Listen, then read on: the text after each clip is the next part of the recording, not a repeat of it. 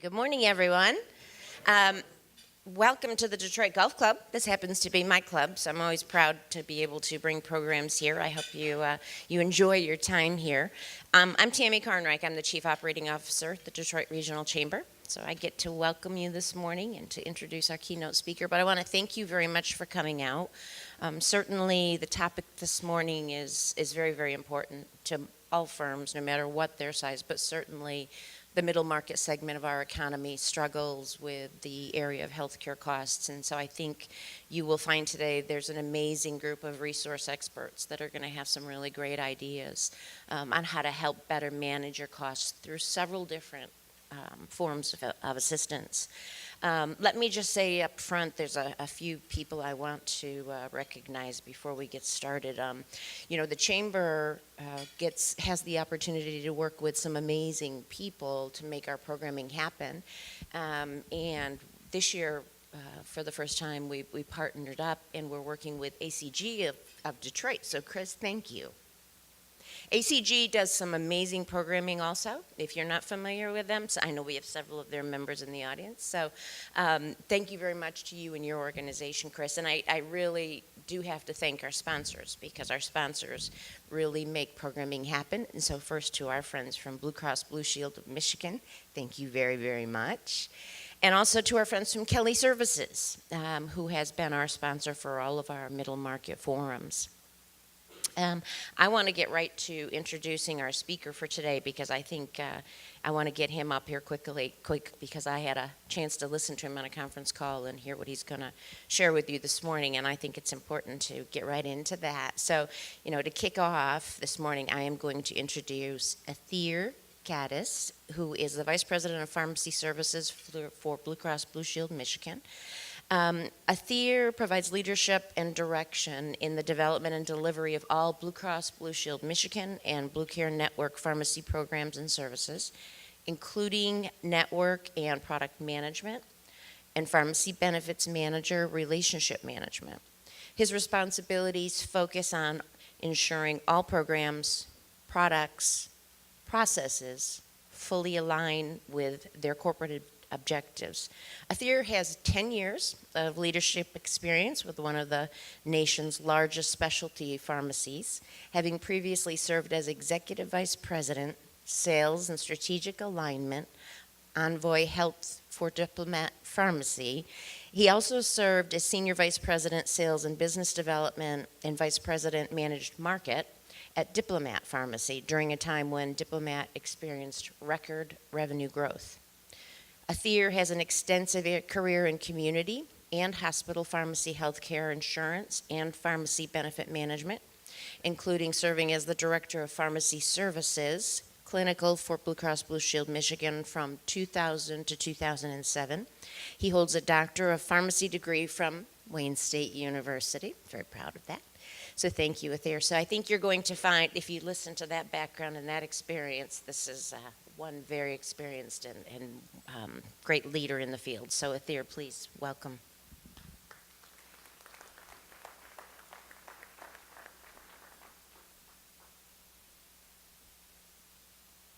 Thank you, Tammy. And good morning, everyone. Thank you for the opportunity to present to you today. There's a lot going on in pharmacy, as you all know. I have a very short time frame to present to you this morning. So basically, I wanted to spend our time this morning focusing on some of the trends that we're seeing in the market in pharmacy, and then touch on some of the hot topics that we're seeing currently. And then we'll probably cover more detail when we have the panel discussion after the presentation. So without further ado, I'm going to jump right in here. Again, we'll talk about prescription drug trends and then the hot topics. I'm going to focus on the drug pipeline. And what you'll notice with the drug pipeline is that the pipeline, first of all, is very robust. There are a lot of drugs in development in the pipeline. And what you'll also notice in the pipeline is that the drugs that are being developed are not only drugs that are covered under the pharmacy benefit, but also drugs covered under the medical benefit. So when we talk about managing pharmacy, we're talking about managing drugs under the pharmacy benefit and medical benefit. And I'll talk about some of the programs that we have to manage drugs under the medical benefit, and also focus on some of the drugs that are in the pipeline, for example, gene therapies, which are going to be the most expensive therapies on the market. There are some examples already in the market, but there's more in development, and we'll touch on that. Also talk about rebates. That seems to be a very hot topic right now.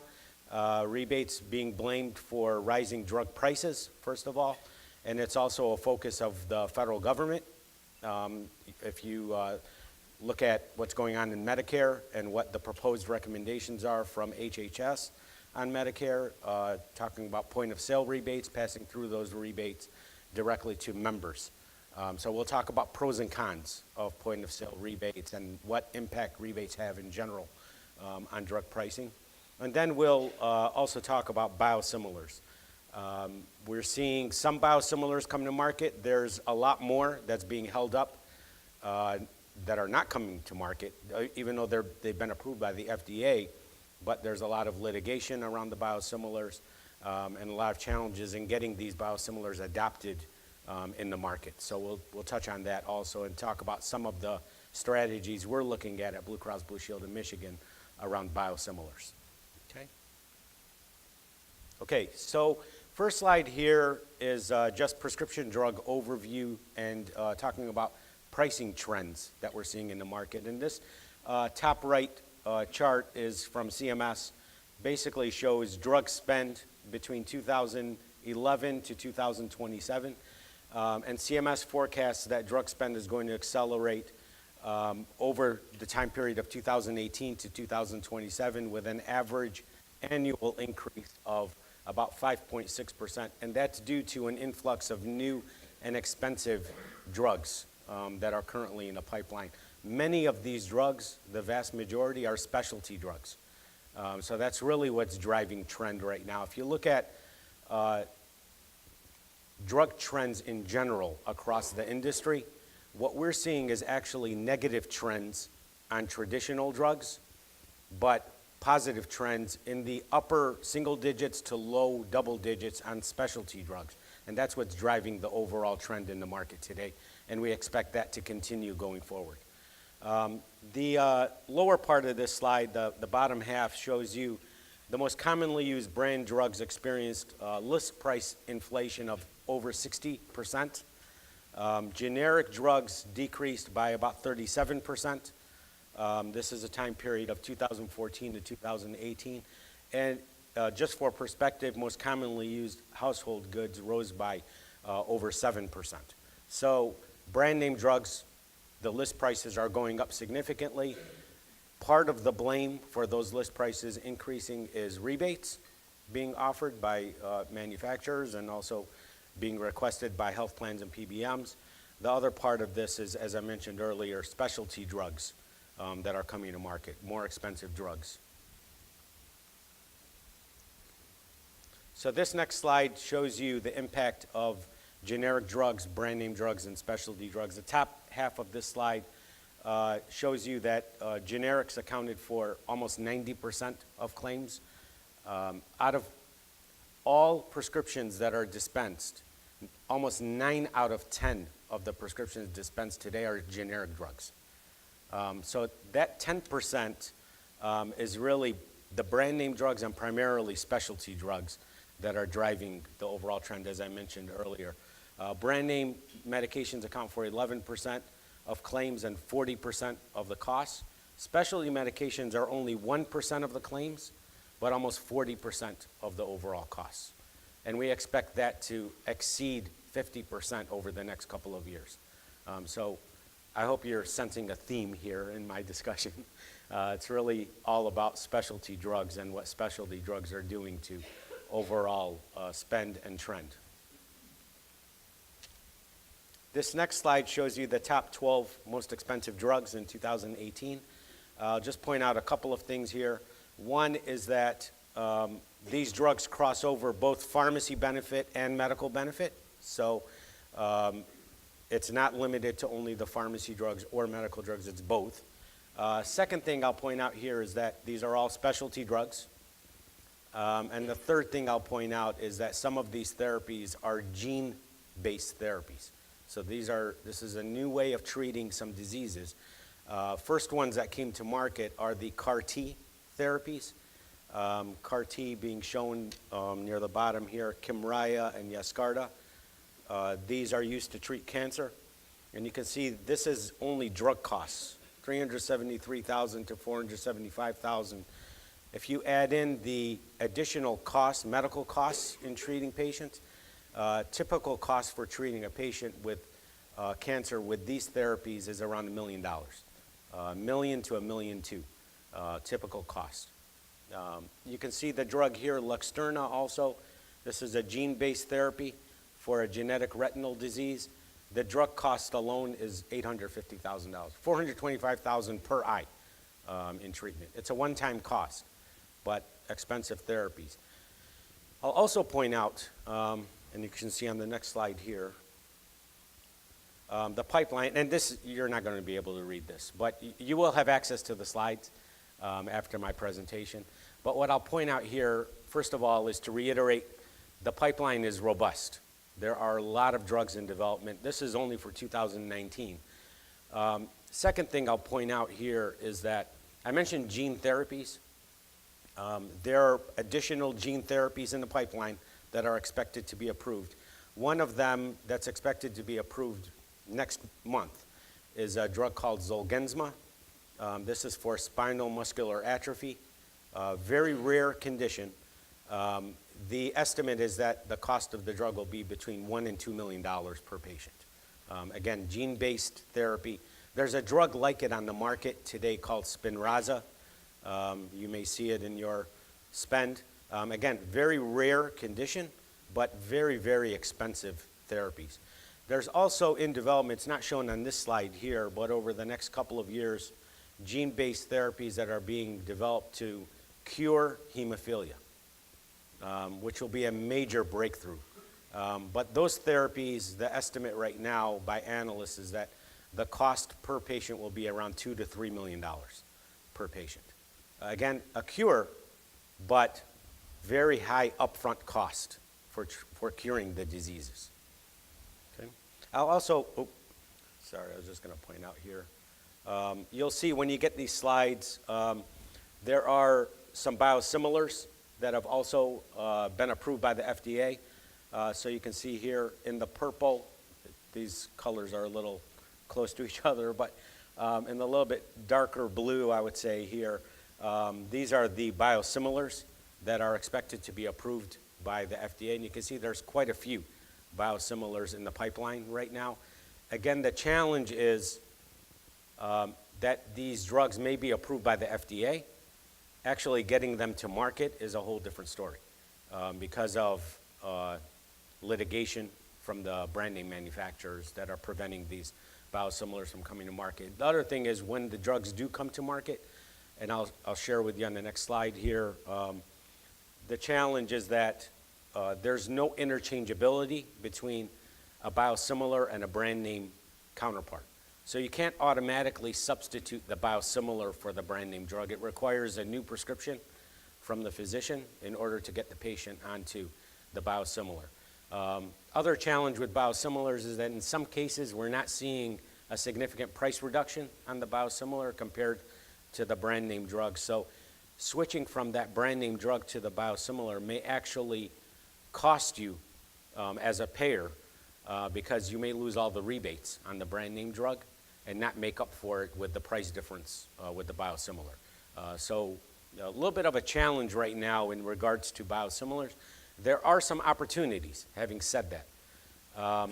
Opportunities, and I'll show you on the next slide here, tumor necrosis factor inhibitors. So these are drugs that are used to treat rheumatoid arthritis, psoriasis, immune-based diseases. Remicade is the #1 drug on the medical benefit spend when it comes to medical drugs. This is a drug that's used to treat rheumatoid arthritis, psoriasis, ulcerative colitis. There are 2 biosimilars in the market today as alternatives to Remicade. One is called Inflectra, the other one's Renflexis. Both of these biosimilars are also manufactured by brand name manufacturers. These are not generic drugs. These are biosimilars. They're alternatives to biotech-based medications like Remicade. So in this case, Inflectra and Renflexis have been shown in clinical trials to have the same efficacy and safety to Remicade. The price on Inflectra and Renflexis are significantly lower than Remicade. So there may be an opportunity to move market share from a higher cost product like Remicade to these biosimilars. So here's an opportunity, I would say, in the market. Some payers have already implemented that strategy. It's something that we're implementing currently for our HMO business, and we may expand that to the rest of our business in the future, but this is one of the opportunities. The other opportunities are around red blood cell growth factors, or technical term is erythropoiesis stimulating agents. The two brand name products here are Procrit and Epogen. Procrit being used in patients with cancer that are receiving chemotherapy that reduces red blood cell counts. Epogen is a similar medication, but it's used in patients with chronic kidney failure. They can't produce erythropoietin, which increases red blood cell count, so they have to receive medication to increase the red blood cell count. That medication is called Epogen. There's a biosimilar called Retacrit on the market now that's a lower cost alternative to these two brand name medications. And then the bottom part of this slide is the granulocyte colony stimulating factors, and these are white blood cell growth factors. So again, in patients that are receiving chemotherapy, that can cause white blood cell counts to decrease and may predispose patients to infection. They have to receive medication like Neupogen to increase white blood cell counts. And there are 3 biosimilars in the market today that are alternatives to Neupogen. So there are some opportunities today to move towards these lower cost biosimilars. The challenge is you can't treat them like generic drugs where you can automatically substitute these drugs for the brand name products. It requires physician involvement and a new prescription from the physician in order to move patients onto these biosimilars, which are lower cost agents. Okay. So I wanted to talk about one of our most successful programs at Blue Cross Blue Shield of Michigan. It is one of the most successful programs in reducing costs by health plans in general across the country. And this is what's referred to as site of care optimization or site of care program. And basically what health plans are trying to do is move the administration of infused drugs that are infused, intravenously infused, out of higher cost sites of care to lower cost sites of care. Higher cost sites of care being hospital outpatient settings usually, lower cost sites of care being physician office, ambulatory infusion centers, or home infusion. And we implemented this program on our HMO segment back in 2015, and then we expanded the program on January 1st, 2018 for our book of business at Blue Cross Blue Shield of Michigan. And you can see here before and after the effect of this program. So on the HMO side in 2015, we had 25% of the administration of these products in hospital outpatient and 75% in other settings. As of fourth quarter 2018, we only have 3% in hospital outpatient and 97% in these other sites of care. Similarly, for PPO, it says here 2017, and that's because we started with a soft steerage program in 2017 where we were suggesting to providers to move patients into home infusion or physician office. We made it mandatory in 2018, but you can see here prior to, we had 36% in hospital outpatient, 64% in other sites of care. As of fourth quarter 2018, we're at 92% of these drugs now being administered in lower cost sites of care. Typical reduction in costs by moving from a higher cost site of care to lower cost is about a 50% reduction in cost. And that's due to the drug costs as well as the administration costs. So It has had a significant effect on overall spend for our customers. It's not limited to just Blue Cross Blue Shield of Michigan. Other health plans have implemented this strategy across the country. Patient is still getting the same medication, but they're just getting it in a different site of care. So right now we have over 70 drugs on our list that we've targeted, including drugs like Remicade, where we're moving out of higher cost site of care to lower cost. And every quarter we add additional drugs to the list. So it has had a significant impact. And I just wanted to point out this is one of the leading ways to reduce overall spend on drugs. Now in this case it's going to be medical benefit drugs, but again we're seeing about 40% of overall spend on drugs under the medical benefit, 60% being on the pharmacy benefit. So let's talk quickly about rebates. So rebates are a real thing. They're still out there. Rebates have not gone away. There's still rebates available, and in fact, I think the industry is really in flux right now. On one hand, we're hearing a lot about point of sale rebates and questions, are rebates going away? On the other hand, we're actually seeing an increase in the level of rebates being offered on drugs. So we don't know yet where this will all play out in the future. The federal government is trying to influence this in promoting point of sale rebates and passing through the rebates to members directly. But what we're seeing in the market right now is more of an industry that's in flux.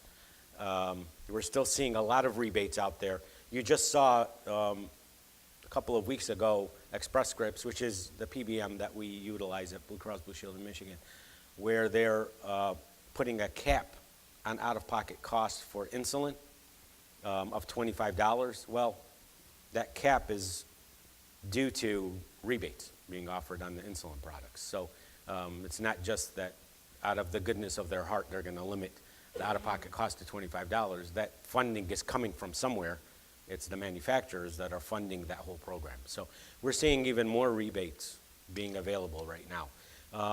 How employers use rebates, primarily reducing plan spend on drug costs, but you can see there are other reasons why rebates are important, and it's basically to try to reduce overall costs, whether it's to the plan sponsor or to the member. Rebates are out there and they're a real thing. So it'll be interesting to see if they actually do go away, what replaces rebates, or is all of this cost going to be shifted to the plan sponsor or the member, which would not address the overall issue in rising drug costs. Pros and cons of point of sale rebates. So we've been asked this question at Blue Cross Blue Shield of Michigan. You may have seen OptumRx announce that all new groups that they sign as of January 1st, 2020 will be required to offer point of sale rebates. The rebates have to be passed through to the member at point of sale. Pretty aggressive approach by a very large PBM, one of the big three PBMs. There are some pros and cons to point of sale rebates. I can tell you at Blue Cross Blue Shield of Michigan, we don't offer point of sale rebates today. We are looking at making it an option for customers, but we just haven't implemented this strategy yet. And there are some pros and cons that you should be aware of. Pros include member out-of-pocket on some brand name drugs will be reduced. It's the rebated brand name drugs. It's not all brand name drugs that have rebates associated with it. In some cases, payer drug costs can also be reduced, may lead to higher medication adherence. If a patient is paying less out-of-pocket, they may adhere to their therapy better than if they're paying high out-of-pocket costs. May mitigate impact of drug coupons and other copay assistance programs. The cons, which is a longer list that really need to be considered, one is may cause a shift to rebated brand drugs over generics or even over lesser expensive brand name drugs that are not rebated. So it may be an incentive to actually use the higher cost rebated brand drugs. May lead to higher premiums. If those rebates go away that are used today to reduce plan costs, then somehow that benefit still has to be made affordable for the plan sponsor, and that may lead to higher premiums or more cost shifting. Does not control further drug price increases. Nothing to say that manufacturers won't increase the drug price in the future. It's just passing through the rebate. They're still paying a rebate, it's just now going to the member. So somehow they have to pay for the rebate. Does not result in full transparency, requires operational changes to the benefit structure, and then small percentage of members will benefit, but virtually all members will have higher premiums with this approach. And that's, I can tell you, the main pushback that Health and Human Services received when this proposal to implement point-of-sale rebates for Medicare was made. This came out in February of this year. The public response to HHS was due in early April 8th. They received over 25,000 comments back to this proposal. And most of those comments were around delaying the implementation of point-of-sale rebates for Remicade, considering the bids had to go in early June. And then the second most common feedback that HHS received was in regards to point-of-sale rebates really not solving the problem that's out there right now. Interesting. We'll see whether this will actually be implemented for Medicare on 1/1/20.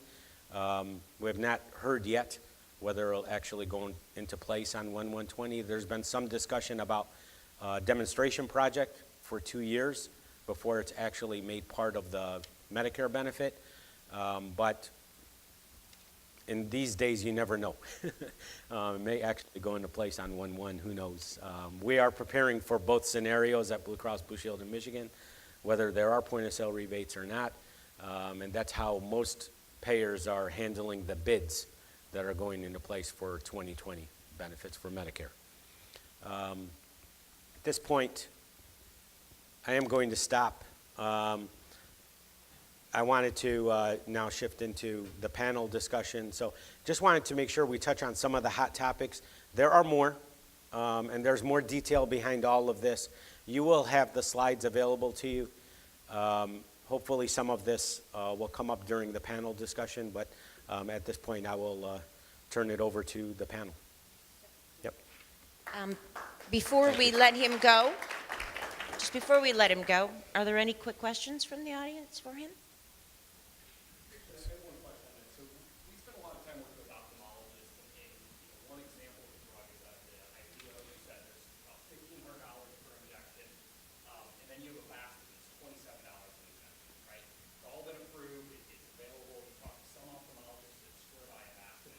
$6 an injection, but all of a sudden you have the other physicians that are going for the more expensive side, and part of that's profit in their practice. How do you mitigate that from the payer standpoint? How do you help get that shift to lower the cost to the lower cost drug?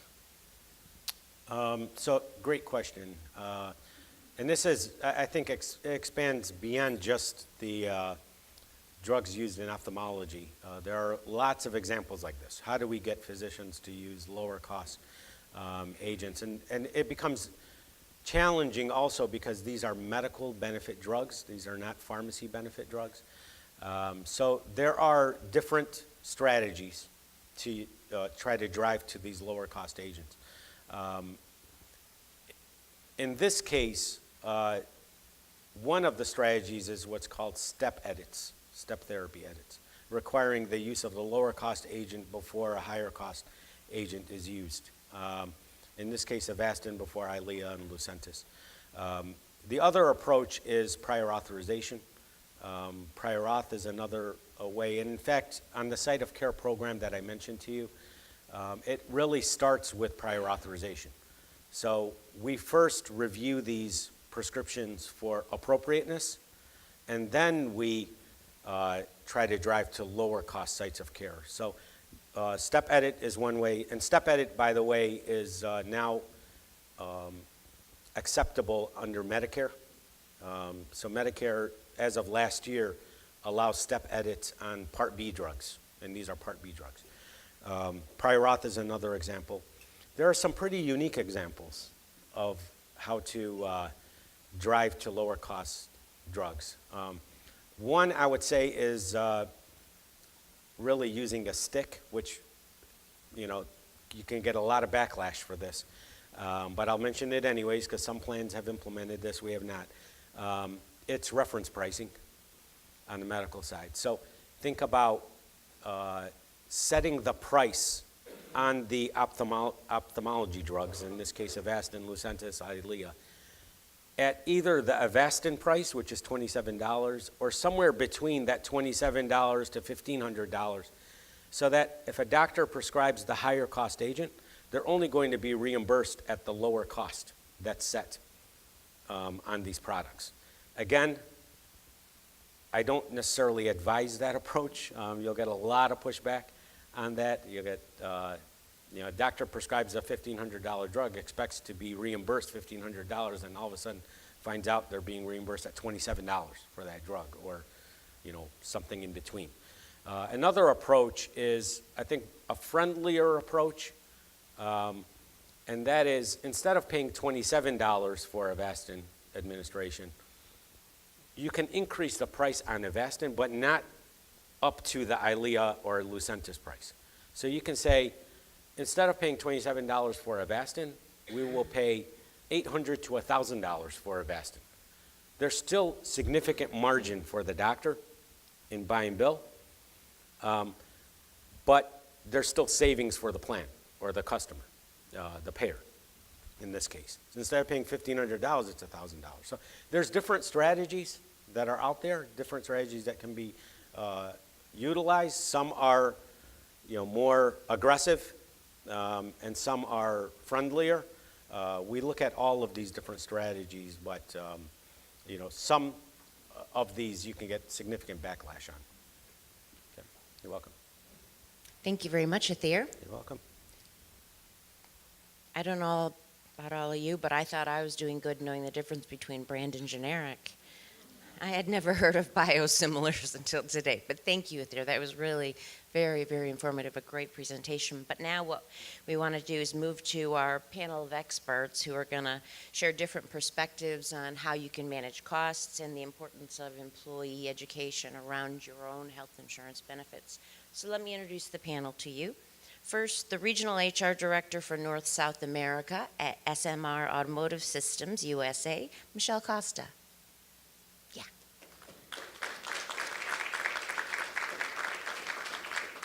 Medical Director for Diabetes Treatment Center, Dr. Stephanie Lucas.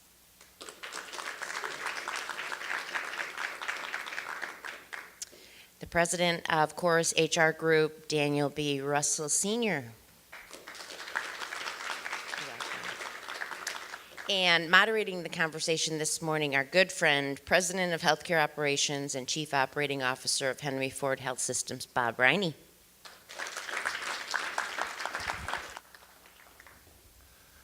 So good morning, everybody. Our goal is to have a family conversation, so we're going to ask that you interact with us as a panel as we talk about this topic that's really important to everybody. And we bring very different perspectives, some aligned perspectives, some different perspectives, and that's okay. We all agree that there is no singular solution to this challenge. It's a plural solution. And we're going to have to approach a lot of different things that are going to be in some ways universal, in some ways unique to the overall goals of our businesses and our goals that we have as a company. So hopefully we'll have a little bit of a dialogue that will cull some of that out. But I'm going to start by asking each of the panelists to just give just a few minutes perspective on some unique view that they bring to the table on this, or something that they have learned that they think is kind of important, and then we'll get into some further Q&A. And I'll start with Michelle. Good morning. As I said, I'm the regional HR director, but at my company I started out as the benefits specialist. I use that term loosely because I don't think I was a specialist. I found when I first joined the company, benefits are so intimidating to people. My office was at the end of the HR hallway. No one even made their way down there unless they had a bill that didn't get paid. And so I really felt like it was important to start getting out in front of the employees. And it started with initially just kind of looking at our plan and looking at who was on it, and just kind of doing an audit. And we started with simple steps like that. And then when I was promoted to director, it was getting in front of our executive team and really explaining to them, we had just become newly self-insured. There was a lot of confusion around that. And I wanted to explain to them, here's where our claims costs are. This is what's driving that. It doesn't mean, in the beginning, when I would just go in front of the employees and say, guess what? It's open enrollment and your costs are going up by this much. You're going to pay this much more in your paycheck. We wanted to look at what were the driving factors and not necessarily pass it on to every single employee, but look at where we could make changes to our plan. So it started with me talking with the executive team and then thinking, why am I not sharing this information with our employees? They're the ones. I wanted them to understand that when they're taking that insurance card and going to their doctor, what's the connection? When I go and I'm being treated, how am I contributing to these claims costs and things like that? So I really started in all of our all-employee meetings, which we do on a quarterly basis, explaining what's going on and giving them tools. We work with Blue Cross. They have great online tools. Wanted them to understand they can go online and research, procedures and find out how much they were going to cost, look at drug costs that, they're using and things like that. And then eventually down the road, we started doing some wellness initiatives as well. There's some controversy with that, of whether it truly does bring savings, but I think we have experienced that. And we're now moving into even more so with going into the mental health care as well and focusing on that and hoping to control costs in that arena. So that's just a little bit about myself. Thanks. And as a provider perspective, let's hear from you, Stephanie. Yes, I'm Dr. Stephanie Lucas. I'm in private practice, and I look at this both from the perspective of the provider and also as a small business owner. I just recently lost an employee because I could not compete providing health insurance to them. Also, as a provider, being able to provide value-based quality care to my patient is very important. I've been able to participate in an initiative called CPC Plus, which looks at innovative ways to improve care delivery to patients in a quality, comprehensive, patient-centered manner. And with that, I got to see how much of the health dollar, at least for my panel of patients, was spent, where it went. I looked at it, I'm providing primary care, I get 2 cents out of the dollar. So that as a primary care physician, looking at taking away, leveraging, with using technology, the least expensive component of the healthcare plan, of your healthcare dollar is important. So what I've done and what many primary care doctors are doing is we're using and leveraging technology, both through the electronic medical record, being able to integrate with other healthcare systems, being able to provide other alternative ways of care, including, in my case, I've been able to provide telehealth or virtual video visits. This has been a real boon for my patients. First of all, it allows them to be seen within, without having to come to the office, without having to take time off from work, without having to wait in my office. And it allows me to overcome something called clinical inertia, where I see a patient every 3 months and, oh, my blood pressure is high because I didn't take my medicine today. So I see them 3 months later. Oh, I forgot to do this. And this way I can, with a virtual visit, hook them up to a blood pressure cuff at home, get their blood pressure cuff, and instead of seeing them 6 months later with a stroke, I'm seeing them within a week, and I'm being able to optimize and improve their care and accelerate the care. Also, it's allowed me to deal with some of what I call our frequent flyers, people who go to the emergency room frequently, and because they haven't been followed up after they've been discharged. So now we have a policy whereby we can contact these people within 2 days, get them into the office, and my readmission rate has gone down by 20%. And that is really huge. And also, by being able to do this, it's, there's many types of video visits, but the one that I think is most effective, that will bring you the most value, is when it's integrated in the patient's care and provided by the patient's care team, because that allows us to provide comprehensive care. We can see the medical records. We can progress their care in a linear, longitudinal manner, and that provides a lot of benefits. So I'm really for utilizing and leveraging technology to improve patient care. Thank you, Stephanie. How about you, Daniel? So I have a very unique perspective because we work with medium to large size business owners all across the world. And very similar to what was just said, from an education standpoint, now I think many benefit departments and many owners have missed the aspect of education, and they're not realizing that maybe some of those lower tier employees that maybe are just starting out with your company, the lower hourly wage employees, they're sometimes your biggest users on your health insurance side. And in 2019, our staffs are much savvier than they've ever been before.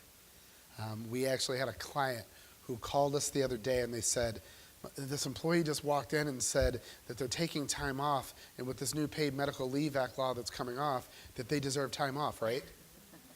It wasn't even March 29th yet. The law hadn't even come into effect, and this employer didn't even have 50 employees. So they call our office, and this HR director is panicked because this employee walked in with more knowledge than she had.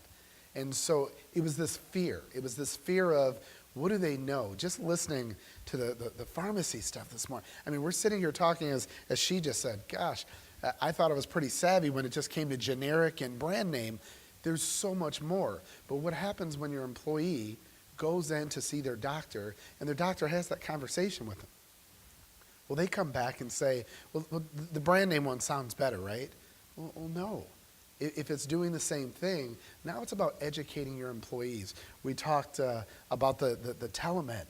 I remember, and this is something that we had promoted to our clients for years, and 2 years ago, I finally got up the courage, and I felt like the old guy sitting there with my phone, and I was a little scared. I'm like, so I'm going to talk to this doctor. And I knew what I had. I had a sinus infection. But I was on and off the phone with a prescription called in to my local pharmacy in 7 minutes. 7 minutes. I couldn't have walked to my car and gotten out of my subdivision in the time that I was able to speak to a doctor. Are there any more questions? And so now that's something that not only do I utilize, but it's about educating the employees. If an employee doesn't even know that it's available to them, they won't use it. And very often we hear employers come to us and they say, Dan, I feel like this is my highest cost next to labor, and none of my employees are happy. All they do is complain. They're complaining about their copays, they're complaining about their deductibles, they're complaining about their network, and this is the biggest bill that I pay on a monthly basis.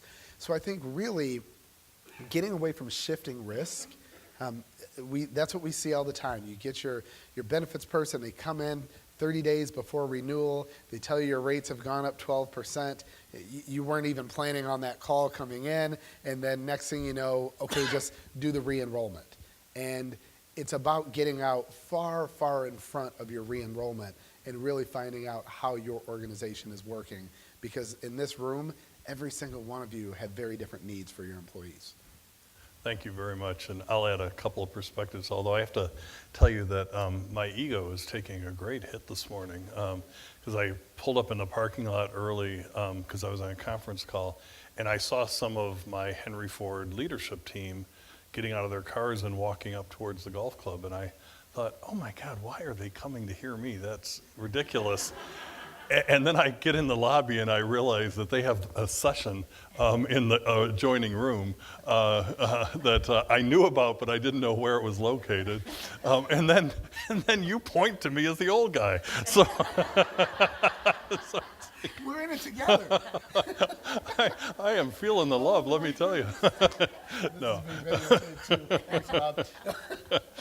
In all seriousness, though, what I would like to share to kind of get the conversation going is that I'm the Chief Operating Officer of Henry Ford Health System. We have 33,000 employees, and we own a health plan, Health Alliance plan.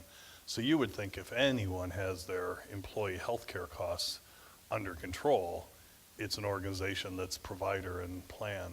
And that couldn't be further from the truth until really the last few years, because we started looking at our own costs for our workforce and their family members, and it was trending at or higher than the average increase in healthcare costs. And we had to step back and really take a hard look at why.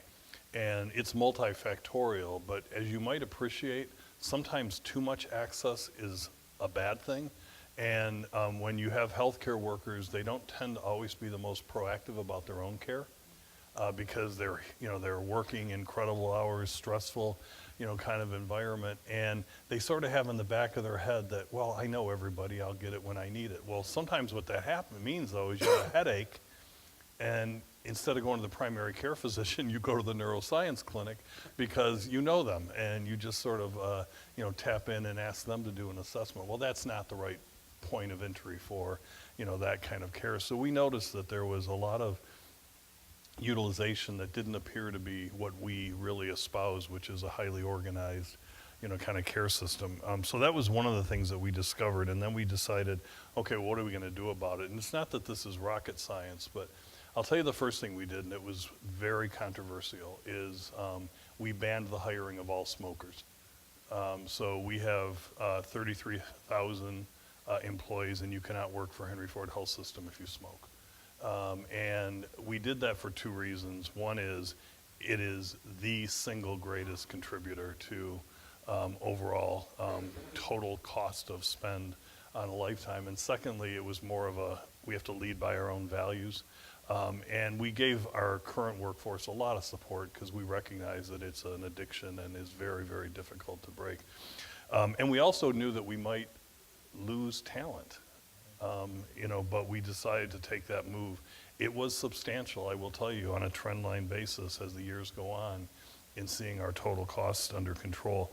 The second thing we did is we required yearly physicals and visits with a health coach for all of our employees so that there could be a proactive moment where they could interface with a caregiver, mostly a primary care physician, but sometimes an advanced practitioner, sometimes even a social worker, depending on what the subsequent needs were identified. That has proven to be, again, very, very helpful. And then the third thing that we did is we implemented some mandatory education for folks that fell into high-risk categories. And not to be judgmental, but simply to say, we care about you, and we want to make sure that you're getting the appropriate education and experience. And so we've watched our per member per month costs now stay below the inflationary curve as a result of some of those activities. So little different and similar perspectives from everybody. So my first question to the panel, and I'm telling you, I'm a rule breaker, so I encourage you to be as well. So even though you're not on the panel, if you want to add something to a question that's been posed, just by all means raise your hand and we'll accommodate you. But I started to talk a little bit about employee education.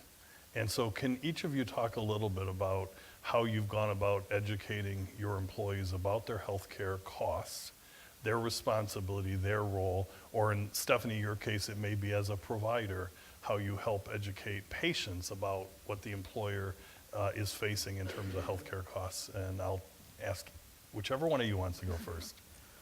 All right, I can start. Yeah, we go back to, and we had a conversation about this yesterday, is just, again, getting in front of the employees. So we have quarterly meetings.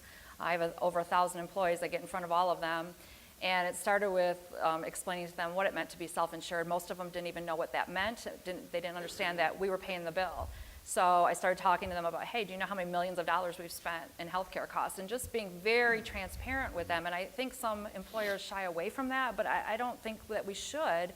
And then when we saw our pharmacy costs going up, I said, hey, you guys, look, this is where we're at. This is what you need to do.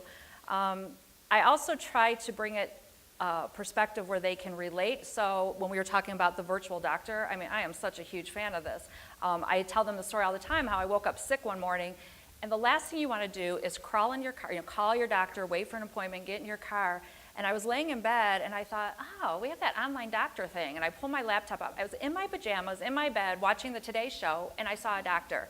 And like you said, within an hour, there was a prescription waiting for me. I went and took it, and later that day, I was already feeling better, and I was able to be back at work the next day. We were running into the situation where our people are in a manufacturing environment. They do not have the ability to come and go as they please as I do. They're on a schedule. They can't get to their doctor, so they were using the ER. That was a huge cost for us. And so I get in front of them and say, look, you guys, here are your options. And again, I'm going to go back to Blue Cross. They've got great tools on the web. We can show them what all of those things cost. And I said, you can go online and see a doctor. It's great, too, for kids who are away at college. I love pushing that one, too. And that weekend, after that meeting, I was getting text messages from employees saying, hey, Michelle, how do I do this again? Where do I go? How do I get to an online doctor? So again, it's giving them personal experiences. I'm not afraid to tell them my own stories in front of them. And just always, every quarter, we don't just talk at open enrollment. Every quarter, I am talking something benefit related and what can we be doing and how can we be managing our costs, because it's not just the company paying the bill. These are going to reflect down the road in their premiums that they have to pay. Right. And I think, like you said, full transparency, so many HR directors, so many owners don't get right out in front of their employees and talk about this. And when the employees, all they see is there's extra money coming out of my check, that's how they view it. It's about, as you said, let's not just talk about it during re-enrollment. Let's actually have a campaign where monthly these things are being talked about. So maybe the first month it is the virtual visits.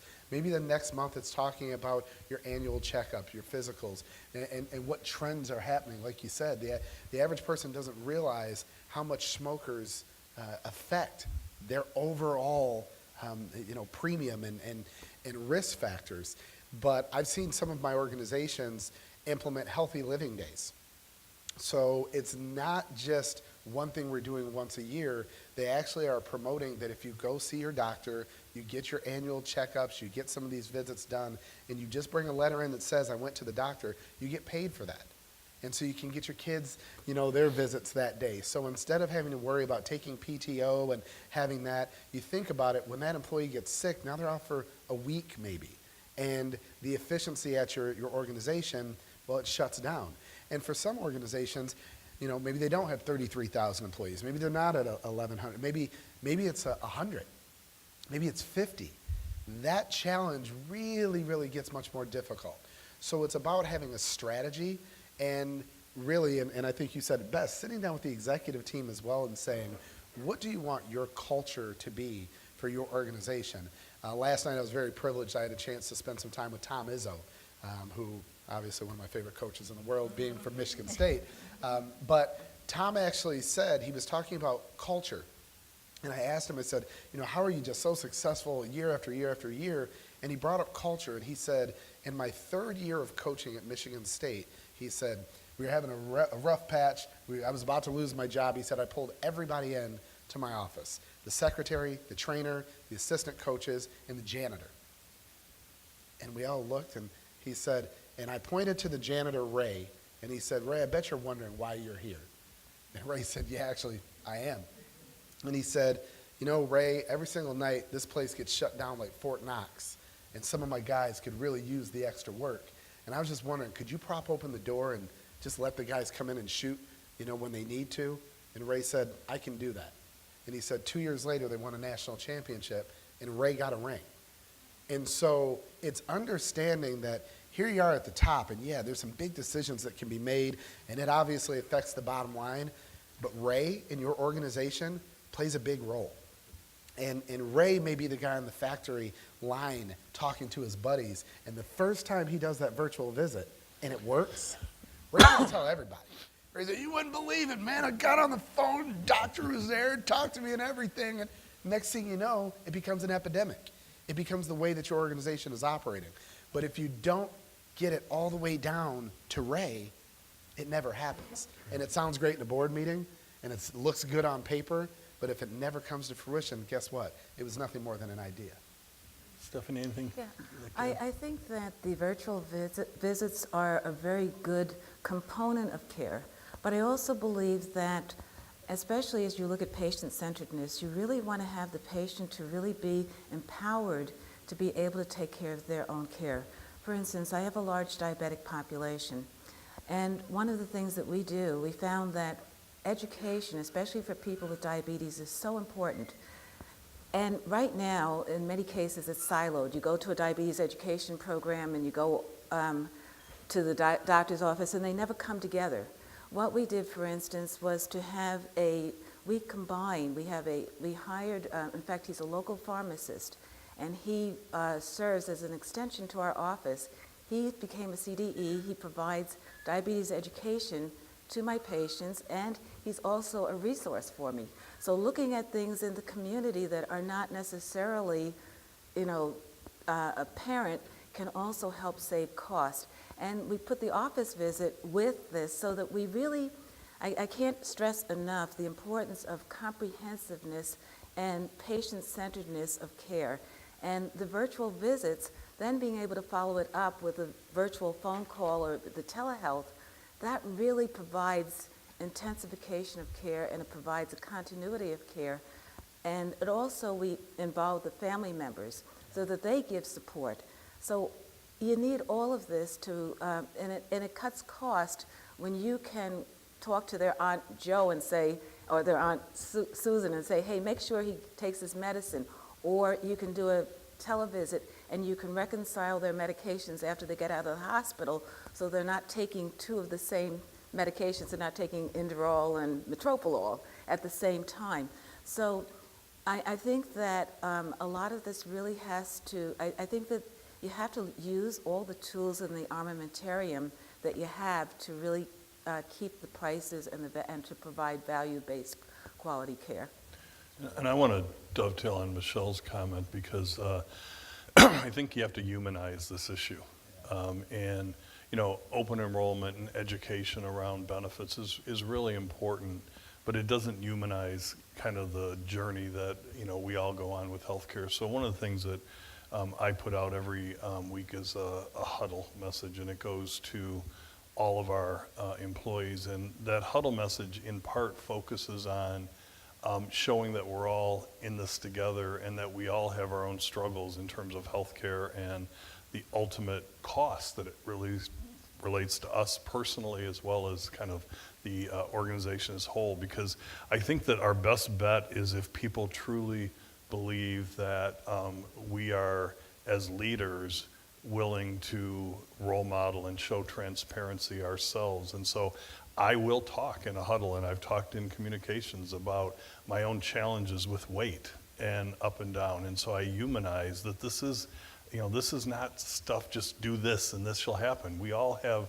challenges. We have another one of our executives that has shared openly with our team his struggles with sleep and the challenges that he has done in some of the proactive measures that he is now taking because of the realization of that impact. And so what I have found is it's liberating when you do that, because then everyone feels like, okay, they're not just telling me do as I say, not as I do, but they're actually talking about the fact that we all are gonna, have our own challenges, and they're gonna look different and they're gonna come in different forms. But we've got to collectively take some ownership around how we deal with this. And so I have found that to be, incredibly helpful as we've moved forward. There's anyone in the audience want to talk about a best practice in communication from their perspective? We've got someone with a mic standing there. Yes, thank you.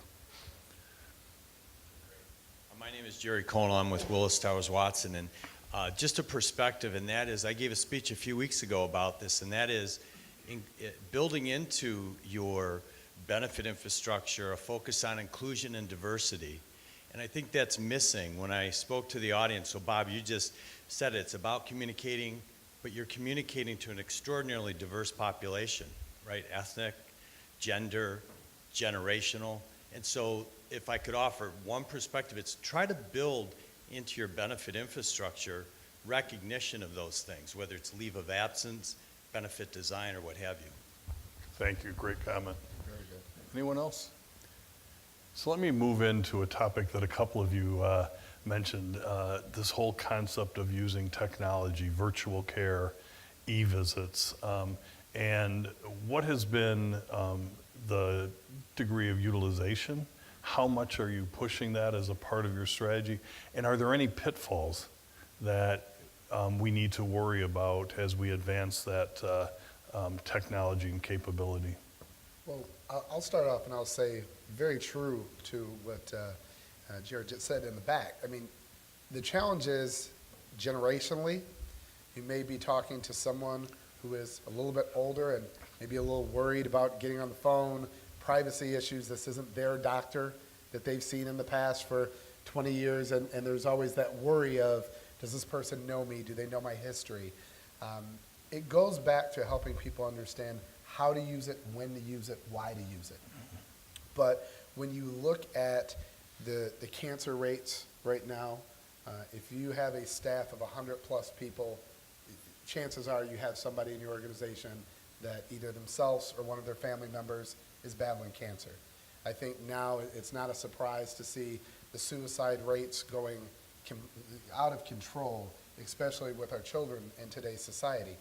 People don't realize that some of the EAP programs are available, and being able to, it goes back to now that privacy part. So people are worried. You know, do I go tell my HR director I need a day off because I'm battling depression? Am I going to lose my job? Am I now going to be viewed differently? Now you're putting your HR director in a pretty precarious situation as well. What can I ask? What can I not ask? You know, and it becomes a very hands-off thing.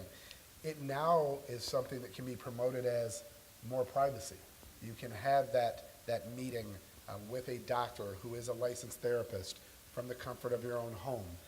And starting to promote those things, and again, it goes back to education, helping them to really understand it's not just one doctor for this. There's doctors for adolescent issues. There's doctors, again, for mental health issues. And again, helping people to understand, but it has to be an initiative. It has to be something, I really loved hearing you say that here is one of the high-level executives for your organization. You're getting up, you're being fully transparent, and you're saying, we're all in this together. That's something that can't be faked, people.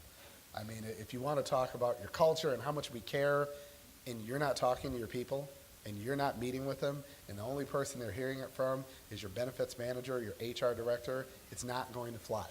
They have to hear it from top to bottom that we're in this together, and you said one other crucial point, and it's we care about you. Yes, it's about numbers, and yes, when you look at those costs of prescriptions that are just skyrocketing, yes, it is a true fact, but when you really say, Bob, I care about you, and I really want to see you healthy, and hey, maybe we can hold each other accountable, you say that to one of your employees, that goes a really long way. Stephanie, as a provider, I'd love to hear your perspective. From my perspective, being able to leverage this technology is just so exciting for me. First of all, there were certain barriers that I had to overcome, and one was the HIPAA component of it. Fortunately, I use a system called Epic, which is really fantastic because it allows me to see records. If a person goes to Henry Ford, I can see their records. I'm mainly through Beaumont. I can obviously see anything that hits Beaumont, anything that hits University of Michigan, even Mayo Clinic. Any place that has Epic, I can see their records so that I can integrate that into my care as I make decisions on the patient's care. So that the initial barriers were, oh my gosh, I've got all these really old people. How am I going to get them to be able to use this fancy new technology? Obviously, the millennials, there was no problem. I mean, hey, this is what they want, and this is what they demand, and I've got to give it to them. So, I mean, that was not a problem. With the more mature population, almost everyone now has a cell phone. All they need for this is their cell phone, and what we did was we basically are having visits where we have patients come in, have them sign up for my Beaumont chart or my chart, it could be my Henry Ford chart, and then once they're on that, then they can request a video visit, and it's that simple, and I can just, and they ask for a time, and I'm able to just use it. I mean, there's different types of telehealth, and I caution that, you know, using telehealth for urinary tract infections and that type of thing is nice. But what it's really the most helpful for is when it's integrated into a total health care plan that's longitudinal and comprehensive for the patient, so that the person who's providing it puts their records in so that it can be seen by the other care team members, and it continues to, it continues to provide care and allow the patient to have increased access to you, to someone that it works best to when they know the provider, so that they can, provide care. Also, I can refer them to people that I trust, like we use it Happens that my daughter's a psychologist, so I'm able to have her give video visits as a behavioral therapist. And then she could write her note, and I can see what she's doing. The cardiologist, everyone's notes, so that when I have them go to specialist, I can see what they're doing. And I really feel that it's been an invaluable component of my care. Let me give you a couple of interesting factoids around e-visits and virtual care. Consumers actually pay a lot more attention and become more educated when you're providing that modality. And I'll give you just a couple of examples. Using the MyChart, we now have the capability of offering our patients the ability to make their appointments via online. So you can create a virtual visit, they can create an in-person visit, but they can do it online, and they can choose the time that works for them, okay? You might think, okay, that's not a big deal. Think about how you access the airline industry and things like that. You're searching, you're making choices, right? It's the same thing. What you may not understand, built into healthcare costs, is ambulatory visits to outpatient clinics across this country have between a 10 and a 20% no-show or cancellation rate for a whole variety of reasons. Mostly because we're telling the consumer when we will see you. And they're not invested in that decision or choice. It may not work with their work life. So with e-visits though, with e-scheduling, our population that schedules their appointments through online capabilities based on what works for them, and we've studied this over a year, the no-call cancellation rate is less than 1%. Huge impact in lowering the cost of healthcare from all the inefficiencies that come in. So consumers feel a sense of ownership when they're in the driver's seat of that decision. So it's a really, really important issue. Yes? So we have a vendor. You wait for the mic, please. Thanks. So we have a vendor in our company that we engage, and it's a company-paid benefits, Teledoc, basically. And that's for the sinus infections and what have you. So these e-visits that you're talking about, the doctors, the person's primary doctor has to participate, has to offer that. And what percentage of doctors out there or private practices out there offer that right now in the area? I won't be able to cite a percentage. What I will tell you is that it is growing and growing in receptivity and accessibility. The model, not in everything, but the model in this is Kaiser Permanente. Kaiser Permanente's group now has 25% of all clinical visits are done electronically or through virtual connectivity. It's a different population. There's been more receptivity. They've been at this for a long time. Our medical group last year did 5,000 virtual visits. The goal this year is 25,000, and the goal the next year is a much bigger number than that, because we do believe that it is where it should be heading. I do want to emphasize Stephanie's point, though, and someone can argue with me if you disagree, but there is a lot of vendors out there hawking independent doc-in-the-box, kind of strategies that are not connected in any way, shape, or form to the healthcare delivery systems. I personal opinion, believe that is going to lead to higher costs net long-term because of fragmented care. You have an individual that is episodic, disconnected from understanding that whole patient and their being. And so you can go down a rabbit hole very easily by just looking at a snippet or a little piece of an individual's health history and not knowing their backstory and not knowing their goals. And so I think, to Stephanie's point, my own deep bias, and I don't say that for Henry Ford, I say that for any delivery system, any private physician office, that it should be an adjunct to the overall care process. It should not be something you offer as an isolated, fragmented thing just because it's the cheapest. Because it's cheapest on an individual basis. It's not cheap in total cost of care. And then the last comment I want to make is this notion, and I hear it all the time, that virtual care and e-visits only work for the young is really not true. It's all about how it's organized. And I will tell you, my 92-year-old mother lives in an independent senior living facility. And her physician, who of course is a Henry Ford physician, you'd be shocked if it was otherwise. But she has a great relationship with her. But she doesn't feel like in the winter dealing with her walker and getting into the shuttle and going in. But she does not have the knowledge of how to individually hook up that connection on a PC or a laptop in her apartment. She's very savvy, but she doesn't have that. But these independent senior centers now have an office that they're hooking their residents up. They're making the connection, and then the resident comes in, has the e-visit, the virtual visit with their physician, and then they're done, and then they're disconnecting, and then they're connecting to the next provider that's doing that. So there are ways to make this welcoming and work for all demographics. You just have to be creative. It is really important for our patients who don't have transportation. And as I said, we just have a family member, a caregiver, come in, and we train them to put it on their telephone.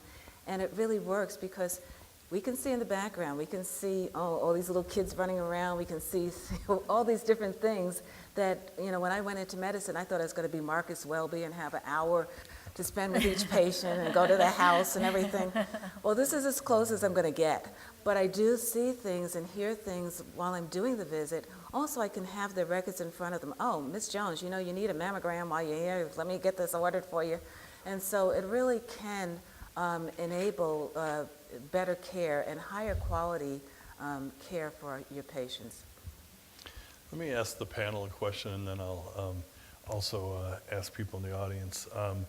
We all compete for talent, and talent has certain expectations, and it may or may not align with what we see as our view of the world. And so, this is all a balancing act in trying to push wellness and do things like, in our case, the non-smoker thing, right? I mean, all this has kind of a balance that's required. As your organizations sit today, would you say you're role modeling the kind of behaviors that you espouse to? If I walked into your organizations, am I going to see yogurt and berries at meetings, or am I going to see donuts? Well, I can say from our standpoint, we do have the wellness initiative, so we started some walking challenges. And after that, we started one where we did it for a month and everyone had to log their steps. And I would walk laps around our plant because I found 2 laps around was 2 miles every lunch hour. So now I'm out there every day walking. In fact, the days I miss, they call me out on it. So I do believe, and we've had another executive who was a heavy smoker who has gone through the smoking cessation program. So we are, walking, talking the talk and walking the walk. And I'm out there in the plant showing them that we're out there trying to do what we're asking them to do as well. So. And we initiated it's diabetes prevention program that we kind of modified it so that we help people to lose weight. And you noticed I was kind of careful what I ate over here because I know I have to log it into my Lose It app as I tell my patients to do. So I think that by living it, you really see it. Like, for instance, I have a lot of patients who have diabetes who are on the insulin pump. And sometimes I get so angry, why aren't you doing this? Why aren't you doing that? So about once a year, I try to wear the insulin pump. I try to count my carbs. I kind of write them down and do all the things that I ask my patients to do. And it is hard. In fact, this year, I said, I don't have time for this. And my patients don't have that option. So that we really have to realize that doing what we're asking our patients to do and what we're asking our employees to do to maintain their health, it's not easy. And when you try to live it, it ain't easy. So, I think that anything that we can do to support their efforts is very important. And I'll say I got challenged by one of my clients when we were sitting down talking about weight loss programs and everything, and my client looked at me and said, we'll do it. Will you do it with us? So I did, and there were 2 really powerful things that came out of it. Number one, surprisingly, I actually won the competition, and don't know how that happened, but what I did was I took the money that they were all putting in week to week, and I paid for the 2nd and 3rd place winners to get a gym membership. And because I was able to see how inspired these people got, and this one woman came up to me, and she was crying, and she said, my husband told me that if I lost 25 pounds, that he would do it with me.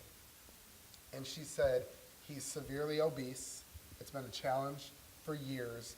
And she starts crying. She said, and I've been worried about him for years. She said, so thank you for giving me the motivation to go home. And she said, I was scared to talk to him about it. She said, I knew that I was overweight. But she said, but just having other people do it with me. And I found a couple days that, a bunch of them were getting together on their lunch break, and they were doing push-ups and planks and some things like that. And one day I went in to their office and I did it with them. And like you said, they're walking around the office building, and sometimes it's just taking that step. But I promise I'm walking the walk as well. I think for our organization, it's a series of small things. For those of you that work in healthcare or ever have worked in healthcare, you know that there's no enterprise that likes meetings more than our industry. We have meetings to plan our meetings, and about the meeting, yes. And so what we're doing is just a lot of simple things, but we're trying to be consistent where, we have standing meetings now, we have walking meetings now, we have meetings where we just pause and we do, a stretch break of some different kind of thing. And it's not that any of that's necessarily going to make a huge difference, but it changes your mindset, and it just sort of, encourages you to continue that. The other thing that we did is, and this was not popular with our employees or our patients in a competitive business, but we removed all fast food enterprises from anywhere within any of our organizations, and we completely removed any fryers of any kind from any of our cafeterias or service areas. It was, again, we actually saw a dip in our patient satisfaction, which is not something you want in a competitive environment, but it was kind of like one of those, you've got to ultimately take a stand in terms of what you believe. So there's a lot of kind of small and big things. The one question before we're going to just turn into general Q&A is a couple of you touched on behavioral health. And behavioral health is the hidden cost in healthcare. It's maybe the not so hidden cost now, but it is a dramatically rising part of the expense enterprise and really critically important to the overall well-being of an individual. Anything that you're particularly focusing on in behavioral health that might be beneficial for the crowd? Yeah, we're actually partnering now with the community health group out in Port Huron to come into our plant. And we started first with, on a separate subject, the opioid crisis. And we had a lot of employees. We had on our midnight shift 3 employees they found passed out in the bathroom with a needle in their arm. So we brought in Blue Water Recovery Group, and they come in twice a week and just sit in our plant and let people come to them who are looking for help that we're not involved at all, but that are reaching out to them. So now we're working with the community mental health group as well to do the same and come in, because all of us have been touched by the subject, myself personally with family members, and this is the growing crisis, and this is what we need to focus on. So even, and I don't want to keep harping on online doctors, but to me I had an employee in my office who was just distraught and upset, and I knew she needed help, and I said to her, are you looking for help? She's like, I have 3 kids at home, I'm a single mom, I don't have time. So in the next meeting I talked about how, hey, you can talk to a mental health provider on online, it could be your kids are in bed now and you're talking to someone. So this is something that we're just starting to focus on. It's huge for us. And I think the proactive part of it, where, having 6 kids, to hear the number of stories, it doesn't matter your demographic, it doesn't matter where you're from, how much money you make, it's everywhere. And I think the privacy aspect is the biggest thing that we've seen with our clients, because they're saying their employees want this information, but they don't know where to go, and they're afraid to have that conversation with a coworker or a supervisor. So then it goes back to, how can you communicate the message to your employees that these are options available to you? And just like yourself, when you were saying being able to see the trends, we actually saw the trend of the employee assistance program usage skyrocket the more people were sending the message out. And one of the things that we speak to our clients about is, you can never say it enough. So if this month it is domestic violence, if next month it is, suicide prevention, if the 3rd month it's opioids, if the 4th month it's talking about vaping. I mean, I remember as a parent, all of a sudden I started hearing about vaping, and I leaned over to my wife and I said, what is that? and you had to be aware. And then next thing you know, just when I thought I knew, oh, they're vaping, it's tobacco. She's like, no, that's actually marijuana. And I'm like, I'm the old guy, okay? So next thing you know, I had no idea. See, I'm the old guy now. But it's one of those things where, again, so many parents, they don't know. And they're scared to ask. They're scared to be the person in the room that isn't in the know. So putting that type of information out there and letting them know what resources are available is tremendously important. Yeah, And so, go ahead. from a provider standpoint, it is really hard to get good behavioral health therapy. Sometimes some of the clinics are just too bad. I mean, there's just, the people are so far gone. And so for people who have, like with people who have diabetes, and there's a lot of depression with diabetes. There's a lot of behavioral things that work to help people to lose weight because they're, the stress or other types of even grief reactions. So being able to just right at the same day be able to make an appointment with a behavioral specialist on an online basis where it really does work. I mean, my daughter says that being able to talk to the patient, being able to see their face, their reactions. I could tell you stories about the lifestyle changes, life changes that she's made in these patients' lives by being able to get access immediately and intervene when it's needed. All right. So I'm going to turn it over to you all. So questions for the panel or comments for your colleagues that are here today about your own insights? Yes. Oh, sorry. Good morning, I'm Chris Marshall with Winning Futures, and I have a small organization, so we have a small business health insurance plan, and this is actually the first time I've heard about e-visits, virtual doctor visits. And so is that something that's actually part of your plan and they allow it? If your doctor doesn't offer it, are you able to still utilize that through a different service and it connects back to your doctor? What's kind of like the quick 101 on it? There's a little bit of both. You will find organizations like Blue Cross, it's actually part of their package, right? So your plan, it actually provides a link. You have an app. There's, Henry Ford has, so there's a lot of different plans that offer it. However, it doesn't restrict you. So if your primary care doctor does not participate, you log on and it says, what are you looking for? And I'm looking for adolescent care, or I'm looking for a primary care physician.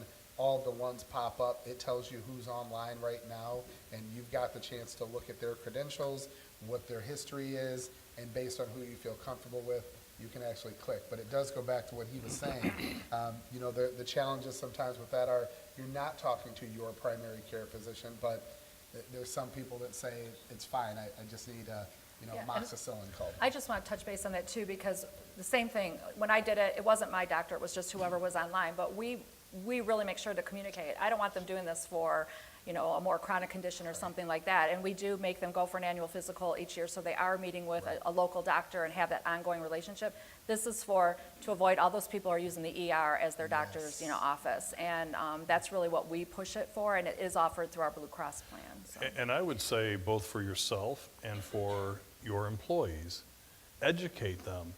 They should be choosing primary care physicians that are committed to click, call, or come in. Yes. To all three methodologies of contact. And if you have primary care physicians that are like, nah, I don't believe in that, if I were you, I'd encourage an alternative choice if you want to keep costs down. I don't know who's next. I saw, yeah. So just to follow up on that question then, the section the first part of your conversation where you said that is like the telemedicine for a generic kind of situation, and it's not linked to your own primary care physician that can look at your records and what have you. So if you were to do an e-visit from your doctor, and your doctor participated, that would hit your plan as if you're on a high deductible plan, for example. It would just be an office visit? Right. Is it just the convenience factor, or is it just the costs? It's just an office visit. Okay. So, yeah, the convenience factor, and she just said it best, when you start to look at trends and you're able to peel back and see the usage for your organization, and you see people running to the emergency room because it's 10:30, 11 o'clock at night, the urgent care isn't open, and they don't want to call off work the next day, so they go to the ER. Well, if I can now just jump on my phone and make that visit, it changes everything. Plan design plays a role, and everyone has difference. I mean, you can organize a plan so the copay is $40 for an in-person visit and $20 for an e-visit. Right. I mean, there can be behavior modification built into the plan design. I've been with Reliance One. Just to piggyback on some of that too, the convenience factor is obviously nice, but as the younger demographic continues to enter the workforce and eventually replace the workforce, they almost can't even understand situations where they can't do it on their phone. Right. They're so tied to it. Everything is at the right in the palm of their hand. They don't understand making appointments and showing up and doing things like that. So you really got to, target to your audience when it comes to things like that. Yeah, and I'd just make a quick comment on that because it's a really important point, and I want to tie it back to behavioral health. We did a survey of 5 of the companies that are in the hub of the innovation activity in downtown Detroit now to assess their healthcare needs and their priorities, and these are very young individuals. And it may or may not surprise you, but their number 1 or number 2 need was help with what is categorized as mental health issues, anxiety, stress, et cetera. And they are they're very unlikely to go to a behavioral health center but virtual connectivity on that is showing great results. So it's kind of a twofer. It meets that needs, but it also meets what they're specifically saying is their biggest issue in a way that works. So Bob, when you say young, you pointed at him, you didn't point at me. It hurts, doesn't it? Any other? You got me back. And I have to say, as a provider, the minute you say, I'm going to send you to a psychiatrist, or Right. I'm going to send you here, it just provides a stigma for many reasons. So if I'm going to say, as part of my office, I'm going to just have you talk to this specialist, this counselor, it just, it allows you to get the same service, but in a milder way that people are not as intimidated by. Great point, Doctor. Other questions? Yes. My question pertains to actually, we've asked our employees, we've asked HR to educate employees about using telemedicine. What about at the user experience where do you find, or are you getting to the point where the doctor's office is saying, did you consider using teledoc for this appointment? Or when calling in for an appointment, redirecting them? I'm a longtime Henry Ford fan, and I do use eChart and everything else, but I do find that I forget myself. Mm-hmm. It's relatively new for us as providers, but I do have a sign up in my office saying that this, do you have telehealth visits? And to make it less intimidating, as I said, we have regular office visits, group visits that we, train everybody to use my Beaumont chart and do an e-visit. Once they see how simple it is, I mean, once they go there, they don't go back. It's really so simple that once they learn and once they overcome that initial barrier, they really do it. And then if the patient can't do it, we just train their caregiver to do it, and then it works out. And we're using it for a lot of different things. On snow days, before we'd have to close the office down or something like that, we're just calling up the patients and saying, okay, you can't come in today, but we can do an e-visit today for you. Right. So it really, it's just a whole nother dimension that's available that I don't think we've even tapped the full potential of it. And when we do trainings for our clients, we're finding that they're then going back to their doctors, like he said, to say, hey, listen, can you guys start to take part in this because I want to utilize this service. So, we actually will show the video and show them exactly how to do it, and then they're now going back to their primary care physicians and asking them to start to take part. So, I've got a question for Michelle, and I don't mean to put you on the spot, Oh, but great. you have about 1,000 employees, you said? Yes. How are you getting these messages out to spouses and dependents? Because if you're just talking to employees, you're probably talking to half the audience that you need to reach. So what are you That's a doing great there? point. So it's very difficult, I would say. And so throughout the plant, we also have digital signage and things like that. I think we're just constantly sending that message home. And then we also use our payroll provider system. We can post things on that. So, really, that's the only way we can do it is through, our website and things like that where they can go to that. But as you said, all it takes is one person. So, I had in our last meeting, someone raised their hand and said, yeah, I just used this online doctor for my child who was sick over the weekend. So he must have told his spouse, I'm sure he let his wife handle it, and they did. So, I mean, it's difficult, and to your point, yeah, we could probably do something better in that, but right now it's mainly just trying to get the message and constantly spreading that message to our employees. We have 30 seconds. This is a fast one. Other portions of the nation are struggling with freestanding emergency rooms, which are a step below, say, an ER.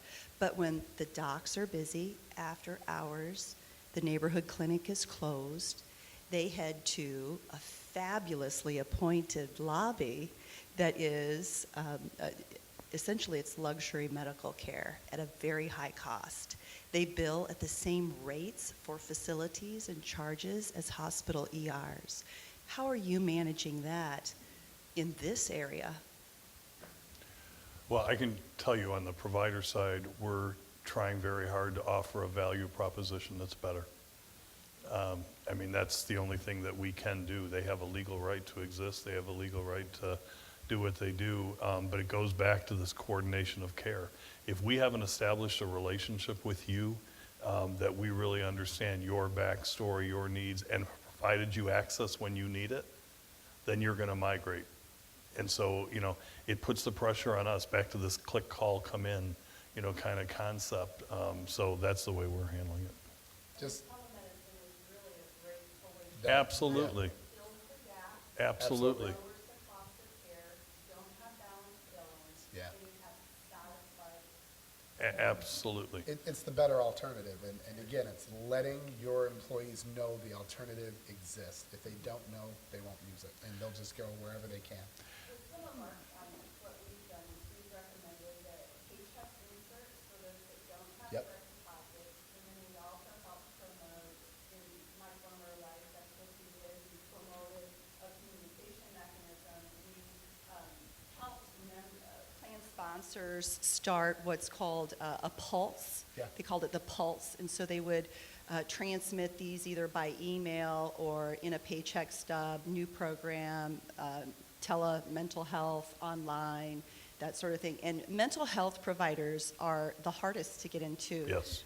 Dr. Lucas pointed that out. It's a And tremendous if you're shortage. a direct admit through an ER and you have a mental health condition, there aren't many choices to send a member to someone with an opening. And then your outpatient care after that is a huge challenge. So again, the telemedicine fills that void.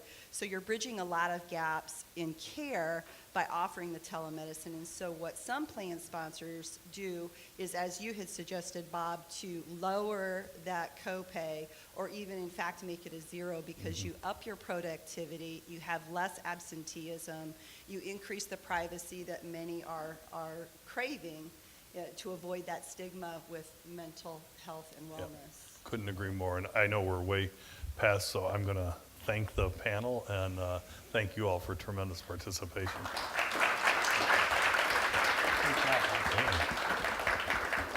Thank you, Bob and Dan and Dr. Lucas and Michelle. Thank you very, very much.